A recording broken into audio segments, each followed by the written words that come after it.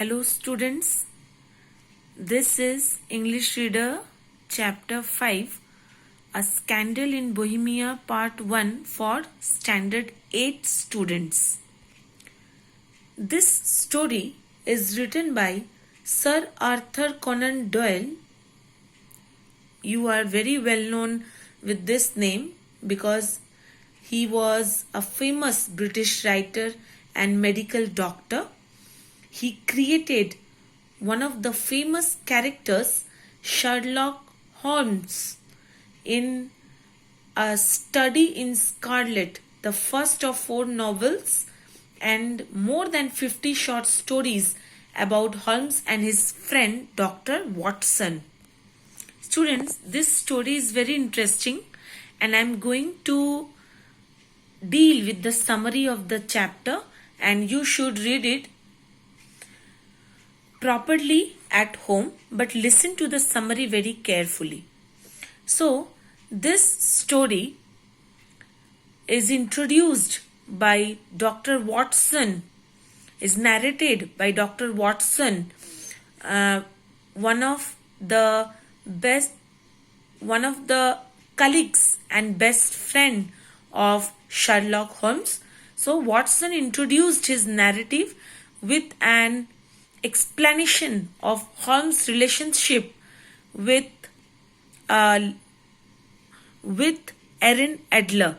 So, Erin Adler, this name you will read afterward, and how this relationship has been narrated. Actually, this was the kind of wits relationship, means both Erin Adler and Holmes had a matching of wits. Intellectually, they are almost similar. So, let's begin, students. So, first paragraph, you will see that Dr. Watson declares that his friend and former housemate Sherlock Holmes is a man of very admirably balanced mind, especially when it comes to the topic of women and emotional attachments. Here you will see that Holmes as a character is very intelligent and unemotional, except in the case of one woman who impressed him. Already you can see the name, Erin Adler. I already told you.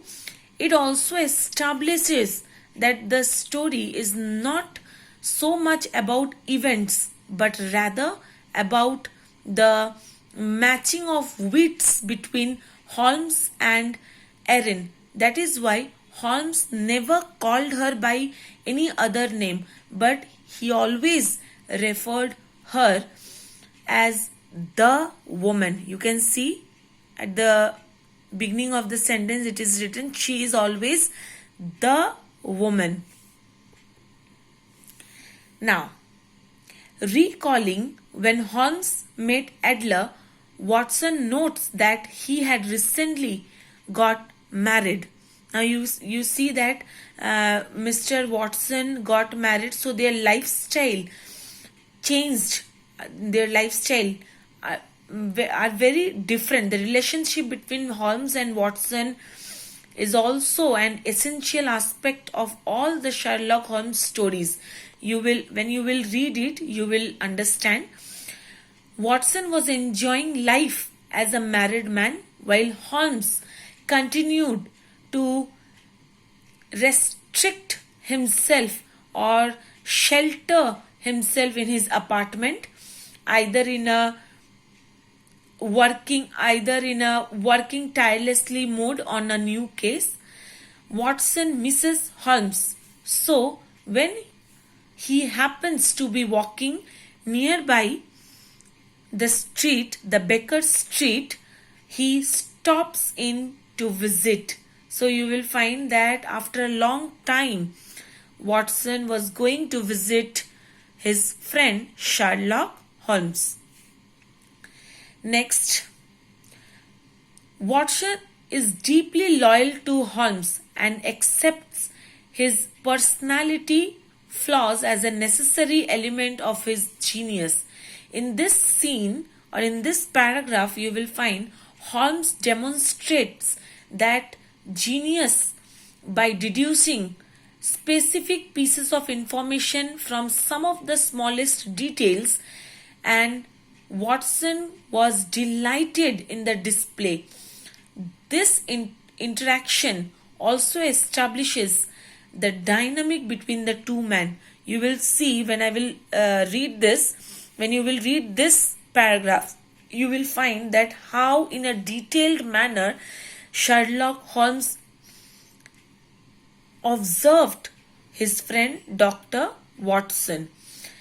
Watson can tell that Holmes was very happy by seeing him despite his typical calculating manner.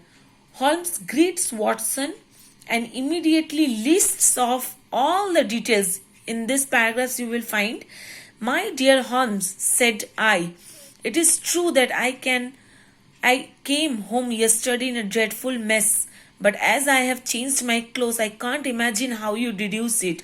My eyes tell me on the inside of your left shoe, the leather is scored by 6 almost parallel cuts." So you will find here that how Holmes immediately lists off the details of Watson's life that Holmes has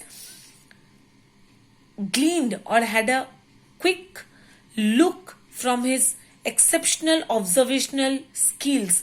He informs Watson that he has gained 7-pound weight. You can find here that you have put on 7.5 pounds, mean he has gained a weight of 7.5 pounds, has recently been in the rain, has a clumsy look, and he has been practicing medicine again.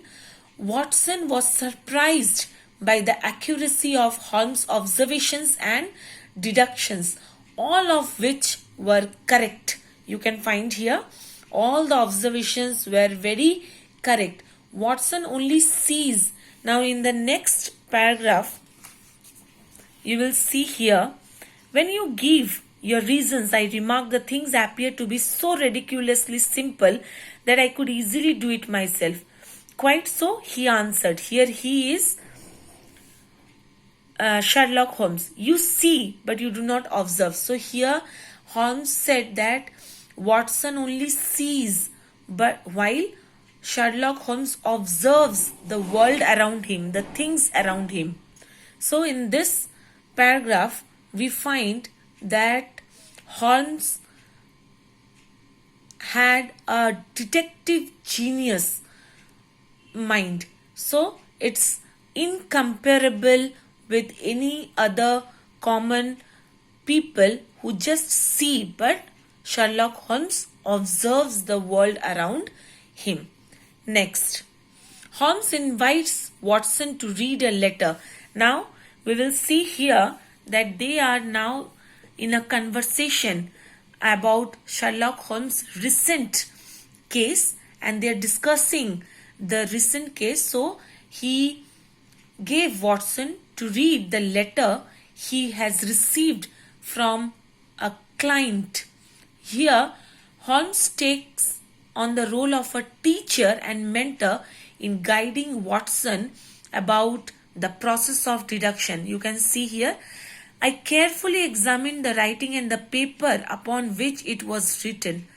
The man who wrote it was presumably well-to-do." Well-to-do means rich or wealthy man. You can underline and write down, students. "I remarked, endeavoring to imitate means to just to replicate or to trying to, Watson was trying to learn the detective caliber from his friend Sherlock Holmes. Imitate my companion's processes. Such paper could not be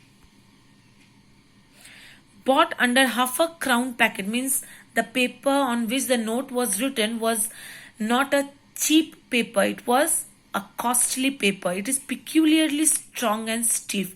It is not an English paper at all," said Holmes. "Hold it up to the light." Now you will see in these paragraphs the descriptions of the letter and the close scrutinizing of the note of the paper is discussed here. Students, you will read this.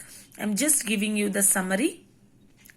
So, now they are reading the letter which Sherlock Holmes has received from his client, who announced that he will visit the detective wearing a mask to hide his true identity.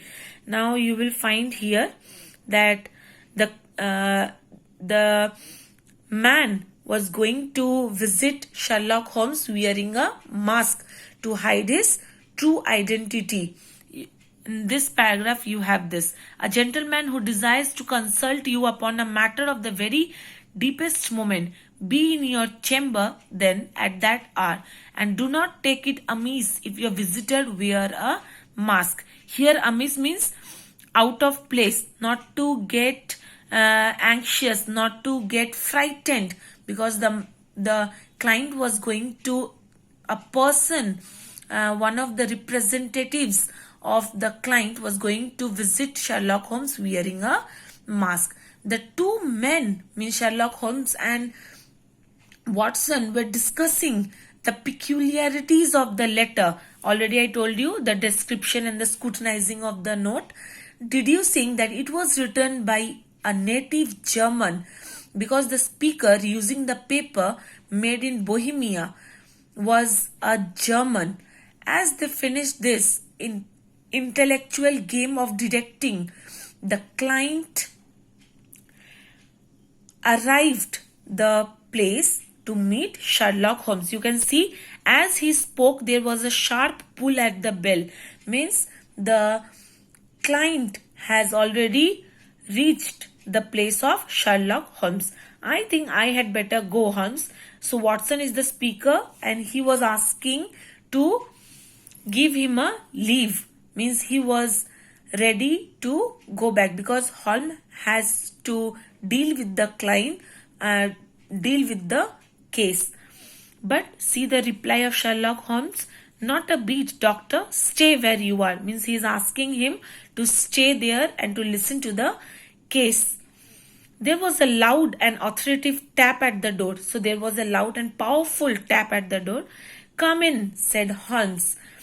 A man entered who could hardly have been less than 6 feet 6 inches in height. His dress was rich. So we can see that a client who was not less than 6 feet 6 inches in height and richly dressed arrived, Sherlock Holmes. Students, I hope up to here you have no problem, you have understood this. So I request you to read the chapter up to here. His dress was rich, and I shall continue this in my next video.